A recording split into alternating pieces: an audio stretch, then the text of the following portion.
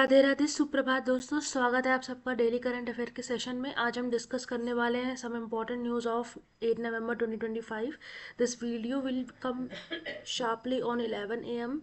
So get yourself ready every day for 11 a.m. session. Now let's get started without any further delay. पहला हमारा segment है वो है national policy governance and judiciary का। First topic is Supreme Court directives stray dogs SC order the fourth with removal of all stray dogs. आपको याद होगा around 21 अगस्त एक सुप्रीम कोर्ट ने ऑर्डर जारी किया था जिसमें उन्होंने बोला था कि सारे स्ट्रे डॉग्स को जो है वहाँ पे दिल्ली एनसीआर के रीजन से हटा करके शेल्टर होम्स में भेजना होगा। इसका पूरे देश भर में बहुत विरोध हुआ था। जितने भी हमारे डॉग लवर्स हैं, है ना, एनजीओज हैं, उन सब ने इसका बहुत विरोध किया था। जिसके बाद अभी कुछ दिन पहले एससी ने एक और ऑर्डर जारी किया था जिसमें उन्होंने बोला था कि ठीक है, कोई बात नहीं, इफ़ नॉट फ्रॉम अगर आप इनको कम्प्लीटली रिमूव नहीं करना चाहते हो दिल्ली और एनसीआर के रीज़न से, तो आप इन्हें hospital, education premises, educational premises जैसे कि आपके स्कूल और कॉलेजेस हो गए, प्लस बस स्टैंड और भी कई ज़्यादा पब्लिक गैदरिंग प्लेसेस हैं, वहाँ से आपको इनको हटा करके वहाँ के नियर बाई शेल्टर होम्स में भेजना होगा। अभी एक और ऑर्डर जारी किया है कि SC order the fourth with removal of all stray dogs from public institutional premises, schools, hospitals, railway station to designated shelters after sterilisation, vaccination, ABC rules. They cannot be released back to the same location. Second, property loss. SC noted that property transactions are traumatic 66% of civil cases and is pushing for reform reappeal of colonial era property laws. यहाँ पे कुल मिलाकर के दो directives दिए गए हैं supreme court के द्वारा। फर्स्ट तो है आपका स्ट्रे डॉग्स के ऊपर, सेकंड है आपका प्रॉपर्टी लॉस के ऊपर। स्ट्रे डॉग्स के ऊपर डिस्कस कर लेते हैं। अभी कुछ दिन पहले एक और डायरेक्टिव दिया गया था सुप्रीम कोर्ट के द्वारा कि जो ये आपके जितने भी गवर्नमेंट अथॉरिटी के प्रीमिसेस होते हैं वहाँ पे एक सेपरेट फीडिंग जोन बनाया जाए स्ट्रे डॉग्स के लिए, जहाँ पे उनको फीड किया जाएगा, प्लस उसी एरिया के अंतर्गत वो स्ट्रे डॉग्स रहेंगे, वो प्रीमिसेस के अंदर वंडर नहीं कर सकते हैं। यही चीज़ कल सुप्रीम कोर्ट ने एक और डायरेक्टिव जारी किया है जिसमें कि स्कूल, हॉस्पिटल और रेलवे प्रेमिसेस से पूरी तरह से स्ट्रे डॉग्स को हटाया जाए, उन्हें शेल्टर्स में लाया जाए स्टेरिलाइजेशन या वैक्सीनेशन करवाने के बाद। सेकंड, प्रॉपर्टी लॉस पे आ जाते हैं।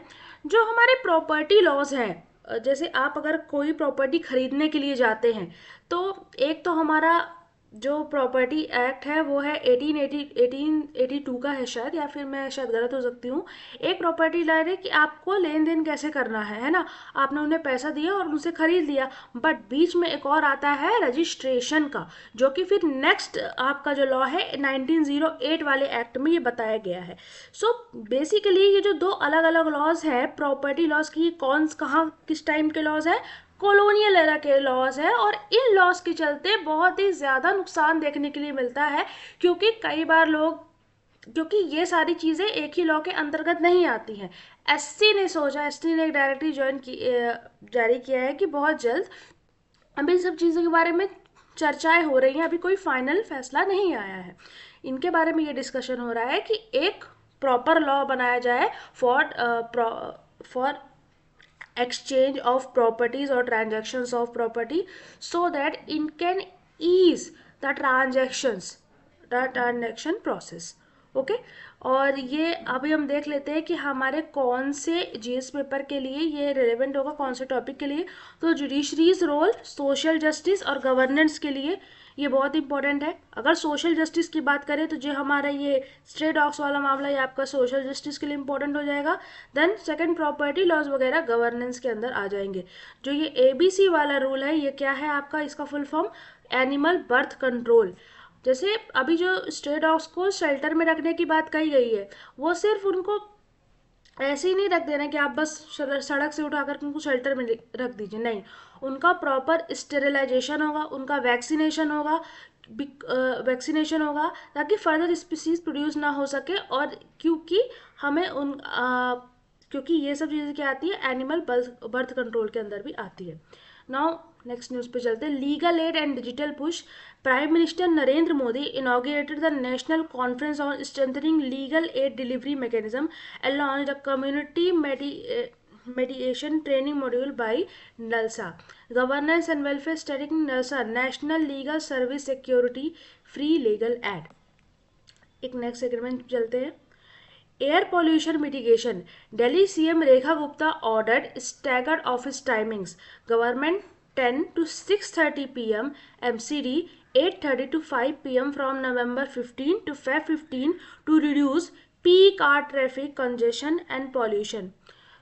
आज दिल्ली की जो हालत है उसके जिम्मेदार कहीं ना कहीं पे जो ये ऑफिस टाइमिंग है इनका बहुत ज़्यादा योगदान है।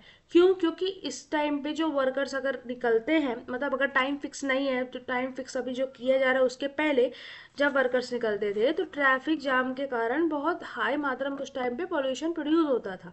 इस चीज़ को टैकल करने के लिए सीएम रेखा गुप्ता जी ने ऑर्डर किया है स्टैगर्ड ऑफिस टाइमिंग्स का, जिसमें गवर्नमेंट ऑफिसर्स के लिए 10 to 6:30 का टाइम रखा गया है और एमसीडी के लिए 8:30 AM to 5 PM का रखा है, क्योंकि ये पीक ट्रैफिक आवर्स होते हैं।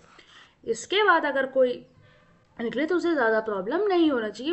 बेसिकली ये ट्रैफिक को भी ट्रिगर करने के टैकल करने के लिए और पॉल्यूशन को भी। ये आपका किस जीएस पेपर के अंदर ये टॉपिक आ जाएगा, आपको हेल्पफुल होगा। एनवायरनमेंट एंड गवर्नेंस के अंदर focus on local administrative steps to combat sewer pollution. Now political history debate.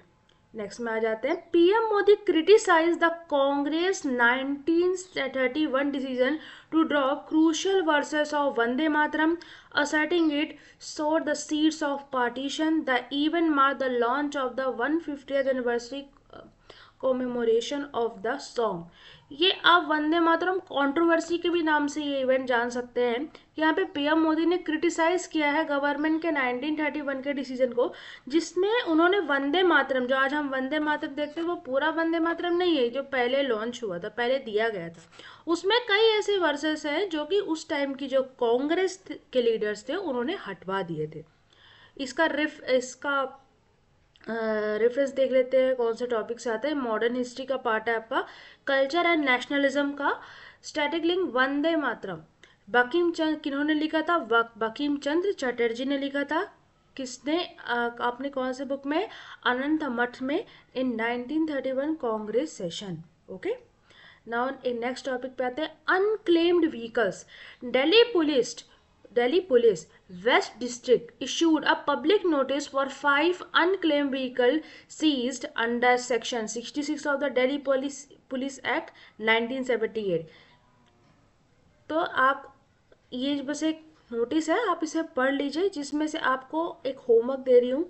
आपको section 66 of the Delhi police act 1978 के बारे में पढ़ना है और कमेंट करिएगा कि आखिर उस सेक्शन के मेन रिलेवेंट पॉइंट्स क्या थे, है ना, मोस्ट इंपॉर्टेंट पॉइंट क्या थे। ये आपके एसएससी और रेलवे की एग्जाम के पॉइंट ऑफ व्यू से बहुत इंपॉर्टेंट न्यूज़ बन जाती है। Now let's come to international relation and debate.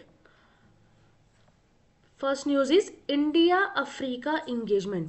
President Draupadi Murmu began a 6-day state visit to Angola November 8 to 11 and Botswana November 11 to 13, the first by an Indian head of state to both focus area defence, trade, energy and security के लिए।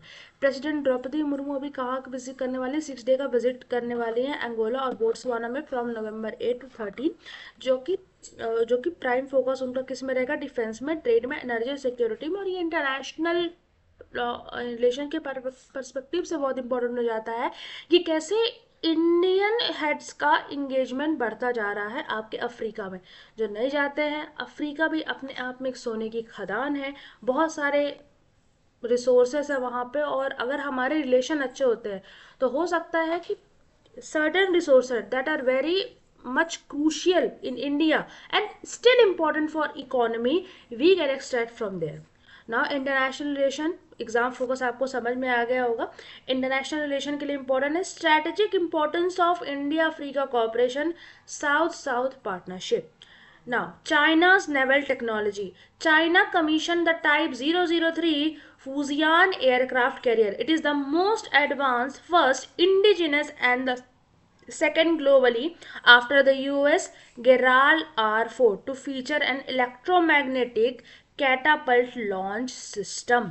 तो ये आप याद रखेगा कि China ने एक टाइप 003 फुजियान एयरक्राफ्ट कैरियर बना लिया। अब एयरक्राफ्ट कैरियर्स क्या होते हैं, जिसमें एयरक्राफ्ट को आपके रखा जाता है, जहां से एयरक्राफ्ट आपके लॉन्च होते हैं, जैसे हमारे INS विक्रांत में बना हुआ है। क्या है वो? Aircraft carrier. वैसा ही ये एक बहुत सबसे ज़्यादा बहुत ही advance, second most advance and first indigenous, second globally after the US Gerald R4। इसका जो मेन फीचर, जो आप मेन सिस्टम, इम्पोर्टेंट सिस्टम जिसके बारे में आप कह सकते हैं, वो है electromagnetic catapult launch system emails. Security and IR के परस्पेक्टिव से इंपॉर्टेंट है कि defence technology immerse China's growing power projection. Now indigenous defence, Indian navy commission the indigenously built survey vessel large SVL INS Ikshak in Kochi. It is the third SBL class ship greater than 80% indigenous and features dedicated women's accommodation. Security survey vessel, ये security का आपका part होगा, internal security का। The survey vessel large class role hydrographic survey, ये आपको याद रखना है, होमवर्क यही रहेगा कि आपको सर्वे वेसल लार्ज के बारे में पढ़ना है। Now aerospace, HAL signed a $1 billion deal with GE Aerospace for 113 jet engines to power the Tejas LCA fighters। यहाँ पे HAL ने क्या किया है, हिंदुस्तान एयरक्राफ्ट लिमिटेड शायद फॉर्मूला इसका फॉर्म है, फुल फॉर्म है। Sign a $1 billion deal with GE Aerospace for 113 jet engines to power the Tejas LCA fighters.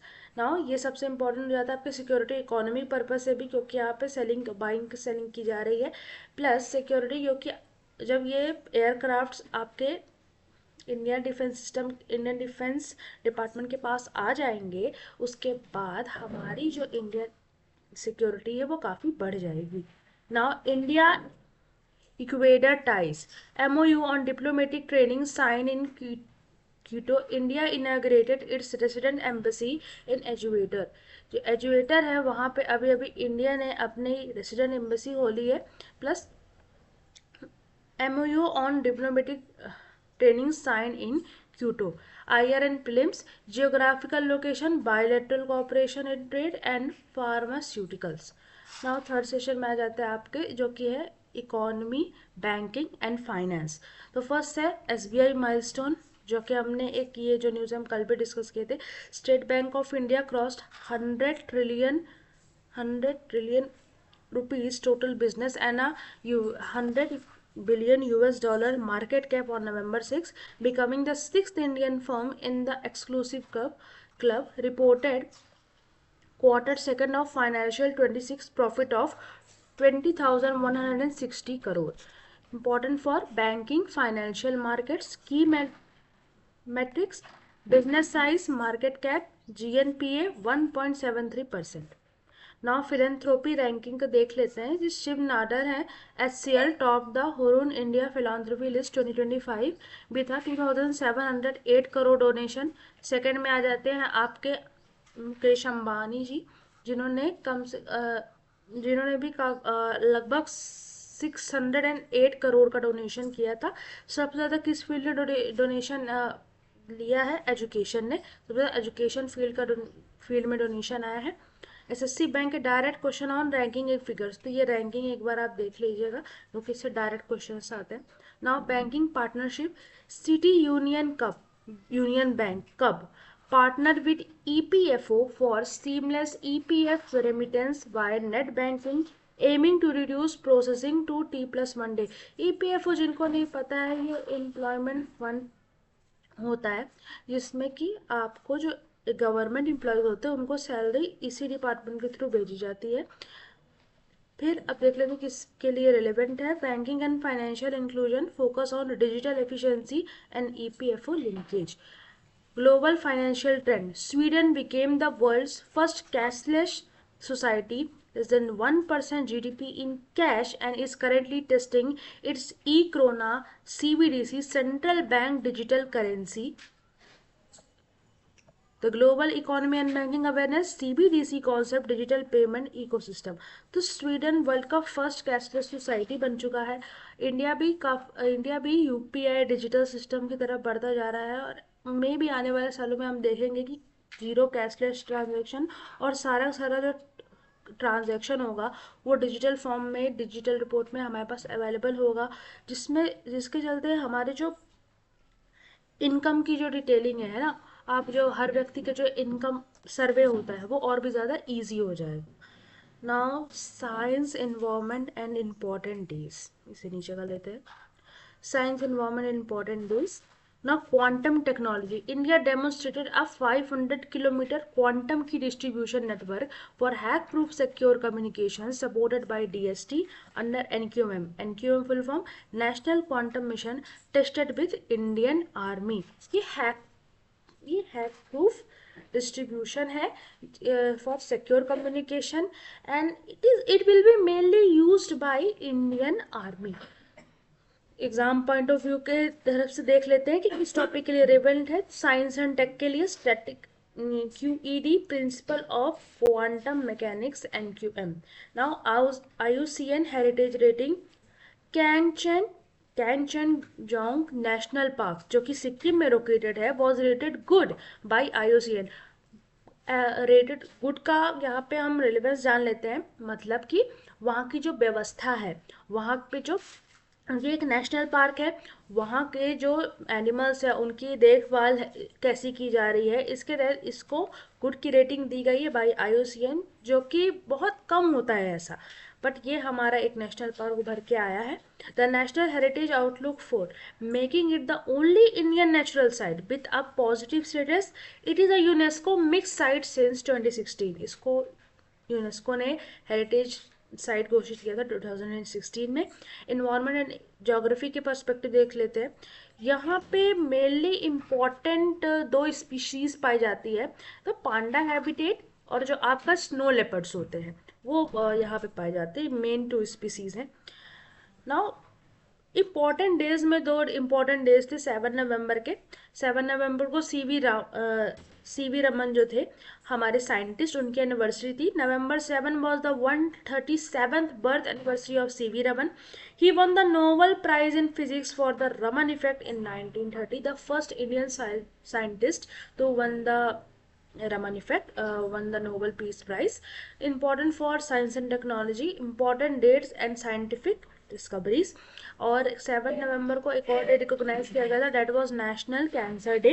National cancer awareness day was observe on November 7, highlighted the use of India first CAR-T therapy next CAR-19 health. Sir CAR-T therapy क्या है? Immunotherapy होती है। जैसे आपने chemotherapy के बारे में सुना है ना, कैंसर के लिए इम्पोर्टेंट होती है, वैसे ही एक न्यू थेरेपी आई, वो है इम्यूनोथेरेपी। तो आज के लिए हमारा इतने ही इम्पोर्टेंट जो हमारे competitive exam point of view से जो करंट अफेयर थे वो इतने ही थे। इनके बारे में जो जो होमवर्क्स दिए हैं वो आप याद रखिएगा, उनके बारे में डिटेल में डिटेल में पढ़िएगा, और जो भी आपको इम्पोर्टेंट इन्फॉर्मेशन लगे कमेंट ज़रूर करिएगा। तब तक के लिए थैंक यू। जय हिंद, जय भारत।